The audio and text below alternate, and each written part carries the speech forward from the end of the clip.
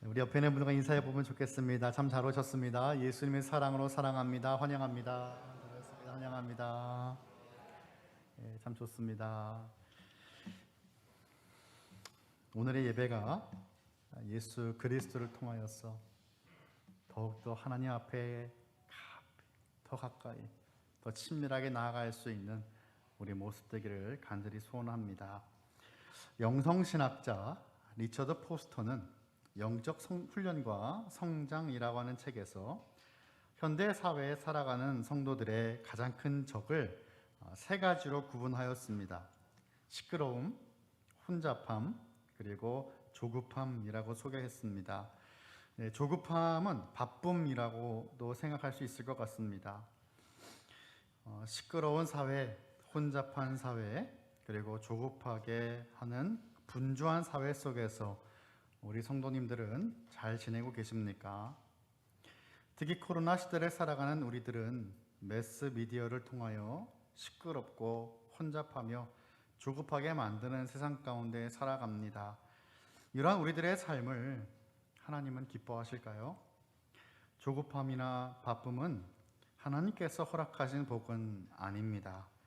왜냐하면 바쁨은 늘 공허함을 동반하기 때문입니다. 바쁘다 보면 정신이 없어요. 이리저리 치이다가 정신을 차리면 내가 지금 뭘 하고 있나? 내가 고작 이것 때문에 이런 고생을 하고 있나 생각하게 되는 것입니다. 공허해집니다. 그렇다면 우리의 삶 속에서 다시 찾아야 할 것은 무엇입니까? 그것은 분주함이 아닙니다. 화려하게 나를 치장하는 꾸밈도 아닙니다. 나와 지금도 함께 하시는 임마누엘의 하나님, 그 하나님께로 돌아가야 합니다. 더 가까이 하나님께 나아가야 된다는 것입니다. 분주하면 하나님의 음성이 들리지 않습니다.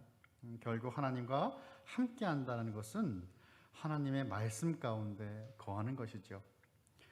제가 선교 컨퍼런스에 가서 들었던 이야기인데 아직도 저의 기억에 선명합니다. 어느 선교사님이 너무나 바쁘셨대요. 너무 정신이 없는 삶을 살고 계셨는데 이분이 참 아끼는 시계를 잃어버린 겁니다. 시계를 잃어버렸으니까 그 시계를 막 찾을 거 아닙니까, 그죠? 근데 한 번은 너무나 이게 찾다가 지쳐갖고 모르겠다, 나도 모르겠다, 어딘지 모르겠다 가만히 있는데요, 소리가 들립니다. 어떤 소리일까요? 째깍 째깍 째깍. 그 소리를 찾다가 결국에는 따라서 시계를 찾게 되었다라고 하는 그 이야기를 듣게 되었습니다. 그것이 하나님의 말씀도 아니었는데 그 당시에 그 이야기를 듣고 제가 참 많이 울었습니다. 내 삶 가운데 하나님의 그 음성을, 그 말씀을 내가 언제 귀 기울였을까? 그때가 제가 처음 사역을 시작했을 때였습니다. 하나님의 그 음성, 하나님의 말씀을 여러분은 잘 듣고 계십니까? 하나님의 말씀을 들었을 때, 읽었을 때 여러분은 하나님께서 여러분께 직접 말씀하신다고 믿고 계십니까? 오늘 시편의 저자 다윗은 어떠한 상황에서도 하나님의 그 말씀에 귀를 기울였던 인물로 등장하고 있습니다. 시편 40편은 찬양으로도 우리에게 익숙한 시편이죠. 분주함, 허전함, 그 공허함을 뒤로하고 우리가 더욱더 깊게 만나야 될 구원의 하나님에 대해 우리에게 말씀합니다. 하나님과 어떻게 하면 더 친밀해질 것인가? 어떻게 하면 하나님께 더 가까이 나아갈 수 있을 것인가? 오늘 말씀을 통해 세 가지로 나눠서 살펴보면 좋겠는데요. 이 세 가지 모두 언제나 항상 우리의 삶 가운데 적용하고 실천되어야 되는 모습입니다. 그래서 이 세 가지 모두 언제나 항상을 제가 다 붙여보았는데요. 한번 우리의 삶 가운데 적용해 볼 수 있고 실천해 볼 수 있는 모습이 되었으면 좋겠습니다. 첫 번째는 언제나 항상 하나님을 바라봐야 됩니다. 우리의 모든 시선을 하나님께 고정하는 거예요. 믿음의 주요 온전케 하신 예수를 바라보자. Fix our eyes on Jesus. 우리의 모든 시선을 주님께 고정하는 거예요. 상황을 보지 말고 하나님을 먼저 바라보는 것입니다. 이런 말이 있죠. Not by sight, but by faith란 말이 있어요. 우리의 이 눈을 의지하지 말고 믿음을 따라서 믿음으로 모든 상황을 바라보며 하나님께서 내 삶에 인도하시는 것을 바라보자라고 하는 것입니다. 지금 어떠한 상황에 놓여 있을지라도 나를 만나 주신 하나님은 오늘도 내일도 우리를 구원하시는 하나님이십니다. 오늘 말씀에 보면 1절과 2절에서 다윗은 그가 힘들고 어려울 때 하나님께서 그를 구원하셨다라고 간증하고 있어요. 우리 1절과 2절 너무나 사랑하는 말씀 아니겠습니까? 우리 한 목소리를 같이 읽어보면 좋겠어요. 1절과 2절입니다. 시작. 내가 여호와를 기다리고 기다렸더니 귀를 기울이사 나의 부르짖음을 들으셨도다. 나를 기가 막힐 웅덩이와 수렁에서 끌어올리시고 내 발을 반석 위에 두사 내 걸음을 견고하게 하셨도다. 아멘. 다윗은 하나님께서 그의 기도를 들으시기를 기다리고 기다렸습니다. 그랬더니 하나님이 귀를 기울이셨어요. 여러분, 이 표현이 정말로 너무나 재미있는 표현인데 원어로 이 표현을 보면요, 이 말씀을 보면 하나님께서 친히 다윗을 향해서 몸을 굽히셔서 다윗의 기도를 들으셨다라는 것입니다. 여기서 기도받는 비결이 나옵니다. 기도의 응답을 받는 비결이 나옵니다. 하나님을 믿되 흔들리지 않고 낙심하지 말고 끝까지 믿는 것입니다. 그래서 다윗은 하나님께 계속해서 부르짖는 거예요. 그리고 하나님의 말씀과 응답을 기다립니다. 하나님의 응답이 더딘 것처럼 보여질 때도 있습니다. 하지만 하나님의 때는 우리가 판단할 수 없는 것이죠. 우리가 알지 못하는 가장 좋은 때에 하나님은 역사하시는 것입니다. 기도를 응답받지 못한다면 그것은 우리가 하나님의 뜻과 다른 것을 잘못 간구하고 있든지 아니면 우리의 기다림이 부족하든지 하는 것입니다. 기다리지 못하고 끝까지 기도하지 못했다라는 것이죠. 야고보서 4장 2절 후반부와 3절입니다.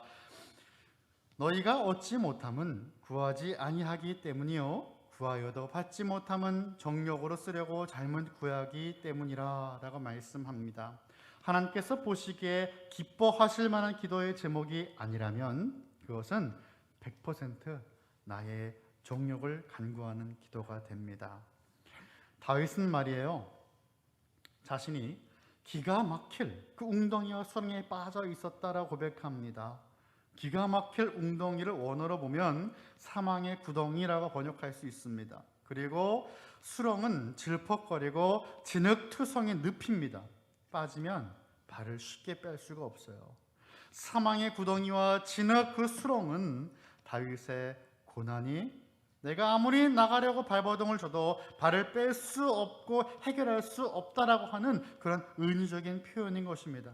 한번 빠지면 나의 힘으로는 절대 나올 수 없는 것입니다. 우리도 그럴 때가 있지 않겠습니까?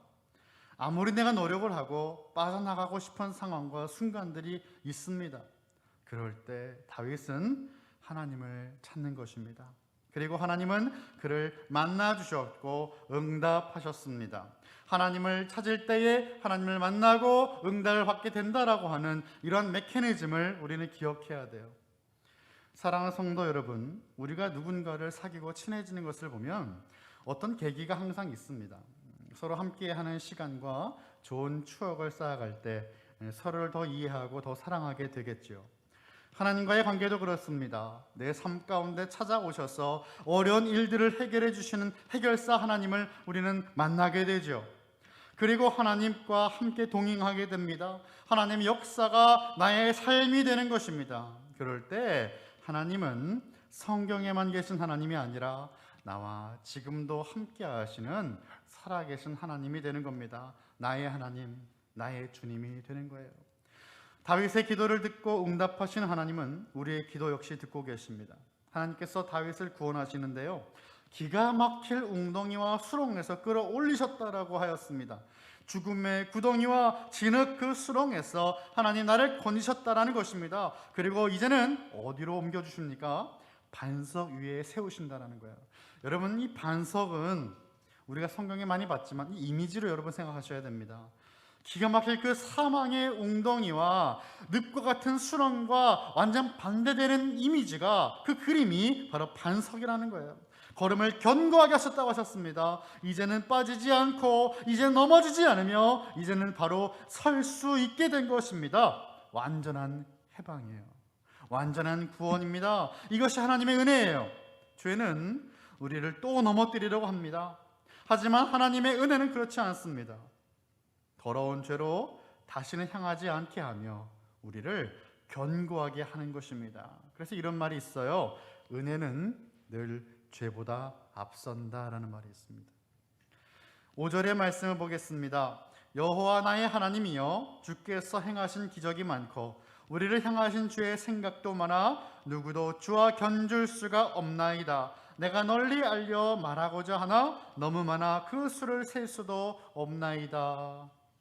하나님께 응답을 받고 났더니 그 응답 안에는요, 하나님의 관심이 있어요. 그리고 신실하심이 있고요, 긍휼과 사랑과 같은 하나님의 성품이 나타납니다. 다윗은 하나님께서 자신에게 행하신 역사와 은혜를 주변 사람들에게 말하고 싶은데 이것이 너무너무 많아서 셀 수 없다라고 말씀하는 겁니다.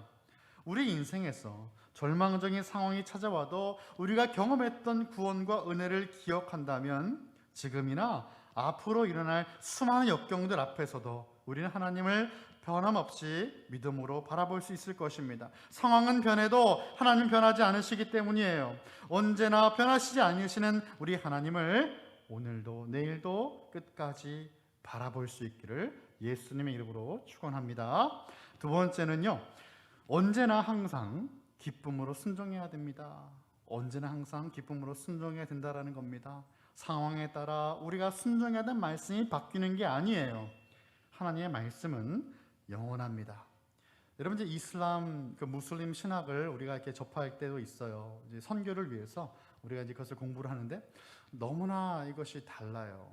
어떤 분들은 이제 아브라함을 통해서 하나님이 다 뭐 알라나 하나님이 같은 하나님이 아닌가라고 주장하지만 결코 그렇지 않습니다. 이제 그때 달라지는 그 말씀이에요. 그들을 바라보는 이 꾸란이라는 것이 얼마나 이게 모순됩니까? 우리가 믿는 하나님은 변하지 않은 하나님이시고 우리가 믿는 하나님의 말씀은 영원합니다. 그것이 의미하는 것은 우리가 하나님 앞에서 순종해야 하고 지켜야 되는 말씀도 언제나 항상 동일하다는 거예요. 이 말씀을 어쩔 수 없이 따르는 것이 아니고 우리는 기쁨으로 그 말씀을 따르고 순종합니다.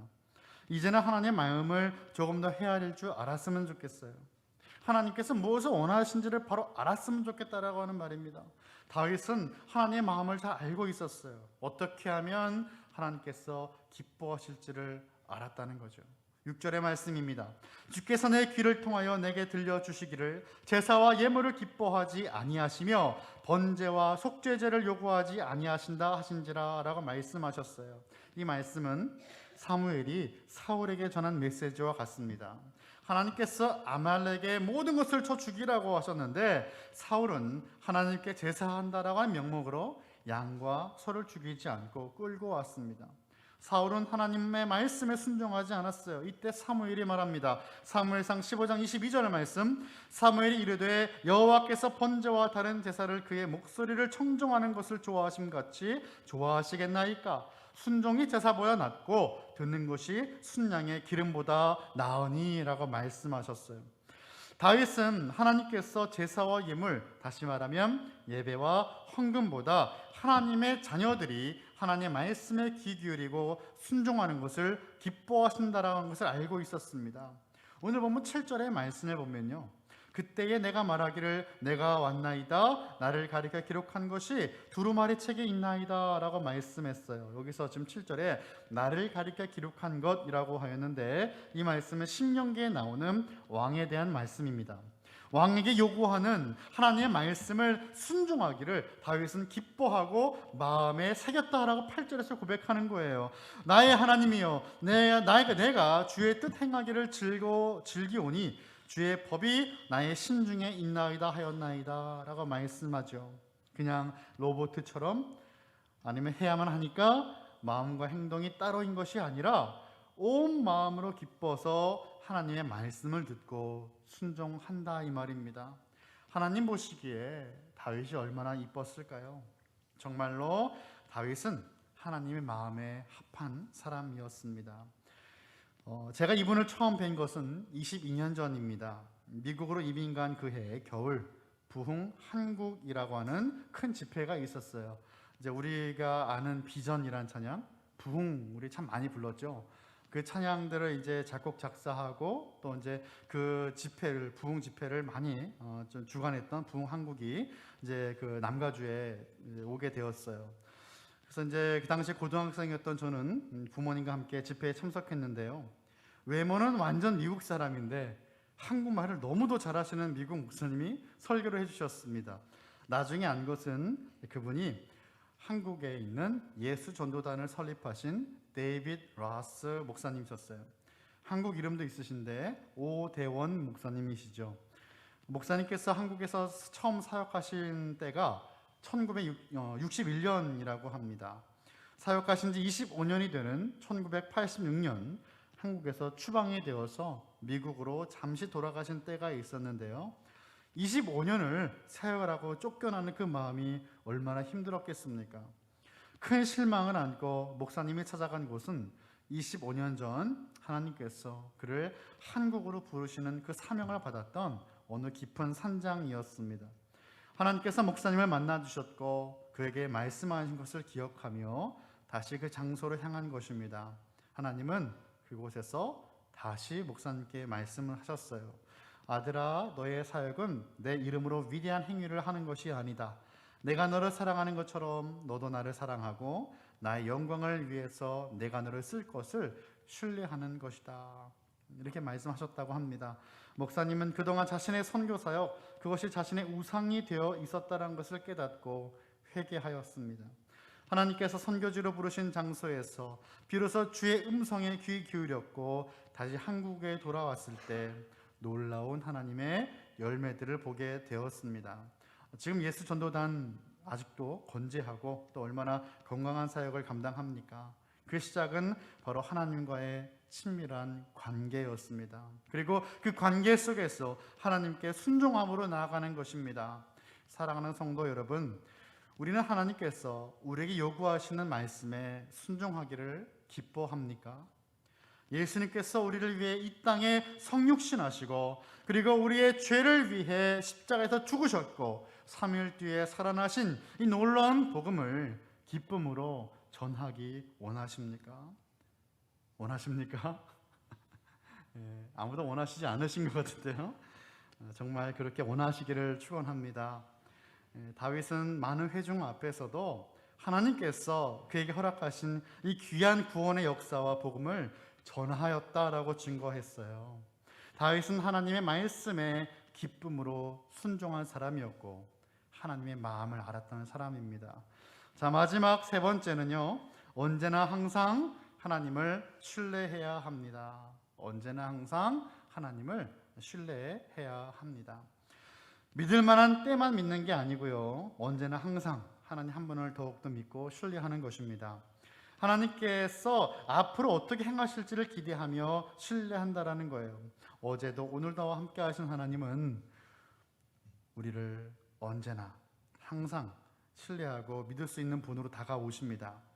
다윗은 지금 수많은 대적들에게 둘러싸여서 욕과 수치를 조롱을 당하는 처지에 있습니다. 하지만 아무도 다윗의 믿음을 꺾을 수가 없죠. 다윗의 뒤에는 하나님이 계시기 때문이죠. 3절의 말씀입니다. 새 노래 곧 우리 하나님께 올릴 찬송을 내 입에 두셨으니 많은 사람이 보고 두려워하여 여호와를 의지하리로다 라고 말씀합니다. 다윗은 하나님과 친밀한 교제를 하고 있어요. 다윗의 그 삶은 끊임없는 찬양이 연속입니다. 말씀에 나오는 새 노래, 새 찬양은 그냥 노래가 아닙니다. 우리가 알고 있는 이런 곡조가 붙어있는 노래뿐만이 아니라 정말 온 마음으로 하나님 행하신 그 일들을 높이는 거예요. 그게 찬양이죠. 우리가 흥얼거리는 그런 멜로디는요, 정말로 우리가 하나님을 높이는 그 마음으로 부르지 않으면 세상 노래와 무엇이 다를까요? 다윗은 찬양할 수 없을 때에도 찬양했고 찬양을 해야만 되는 그때에도 간증의 순간에는 당연히 찬양합니다. 그런데 우리의 삶을 돌아보면 어떻습니까? 찬양해야 되는 순간임에도 불구하고 찬양하지 않을 때 참 많이 있죠. 찬양할 수 없을 때는 어떻게 할까요? 더 안 하죠. 이제는 언제나 항상 하나님을 신뢰하는, 그래서 우리가 하나님 앞에 찬양 예배가 회복되는 우리 모든 칼빈의 가족이 되길 간절히 소원합니다. 11절입니다. 여호와여 주의 긍휼을 내게서 거두지 마시고 주의 인자와 진리로 나를 항상 보호하소서라고 하는 말씀이죠. 주님의 긍휼과 인자, 진리가 그를 늘 보호할 것임을 믿음으로 간구하고 있어요. 그리고 후반부를 보면요, 다윗을 해야 하는 대적들을 하나님께서 갚아주실 것이라고 믿습니다. 사실 다윗이 신뢰하고 믿는 것은 하나님께서 막연하게 다윗을 보호하시고 인도하신다는 것이 아니었습니다. 그가 정말로 하나님을 신뢰하는 것은 하나님께서 그를 향한 많은 생각이 있으시다라는 것이었어요. 하나님 나를 생각하신다, 나에 대한 생각이 많으시다라는 것을 다윗이 믿고 있는 겁니다. 5절을 다시 보시면 이렇게 말씀이 되어 있습니다. 여호와 나의 하나님이여 주께서 행하신 기적이 많고 우리를 향하신 주의 생각도 많아 누구도 주와 견줄 수가 없나이다. 내가 널리 알려 말하고자 하나 너무 많아 그 수를 셀 수도 없나이다. 아멘. 하나님은요, 저와 여러분을 많이 생각하십니다. 우리를 많이 생각하신다라는 겁니다. 이것이 무슨 말일까요? 우리를 사랑하신다는 말이에요. 그리고 마지막 17절의 말씀 보니까 나는 가난하고 궁핍하오나 주께서는 나를 생각하시오니 주는 나의 도움이시오 나를 건지시는 이시라 나의 하나님이여 지체하지 마소서라고 말씀하죠. 주께서는 나를 생각하시오니라고 말씀하였습니다. 모든 것이 다 있어 보이는 왕이었던 다윗은 자신을 가난하다, 궁핍하다라고 말을 하고 있습니다. 하나님이 안 계시면 아무것도 소용이 없다라는 말을 하고 있는 것입니다. 나는 이런 존재이지만 하나님은 나를 여전히 생각하십니다. 하나님 나를 사랑하십니다. 주님은 나의 도움이십니다. 하나님 나를 구원하시는 분입니다. 하나님, 나는 하나님이 지금도 필요합니다. 이것이 다윗의 고백이에요. 하나님께서는 저와 여러분을 향한 수도 없이 많은 생각을 갖고 계십니다. 우리를 사랑하십니다. 그러니 우리는 그분을 신뢰할 수 있는 것이죠. 우리의 상황이 좋거나 안 좋거나 주님이 나를 많이 생각하시고 사랑하시기에 우리는 나와 함께 하신 하나님을 오늘도 믿고 신뢰하여 주님께 담대하게 나아갈 수 있는 것입니다. 하나님은 하늘에 계신 우리 아버지가 되십니다. 말씀을 마칩니다. 하나님과 더욱 친밀하려면 언제나 항상 하나님을 바라봐야 하고 언제나 항상 기쁨으로 순종하며 언제나 항상 신뢰해야 합니다. 분주하고 공허한 세상 속에서 하나님과 더욱더 친밀해지면 좋겠습니다.